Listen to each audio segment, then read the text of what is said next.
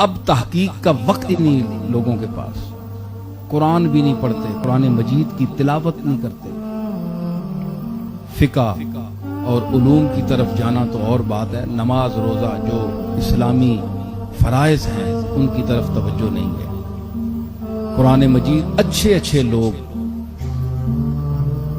مذہبی لوگ جو دوسروں کو درس دیتے ہیں، تلقین کرتے ہیں، واعظ کرتے ہیں، اگر ان کو بٹھا لیا جائے اچھے قاریوں کے سامنے تو وہ ان کا تلفظ بھی صحیح نہیں ہے۔ مشائخ کو دیکھیں، علماء کو دیکھیں کہ ان کا تلفظ خراب ہے، قرآن مجید صحیح نہیں پڑھ سکتے، تو قرآن مجید کا سمجھنا وہ تو بات کی بات ہے۔ تو یہ بنیادی خامیاں ہیں ہم میں، ان کو دور کرنا چاہیے۔ اپنی اولاد کو، نسل کو قرآن مجید کی تعلیم دینا ضروری ہے۔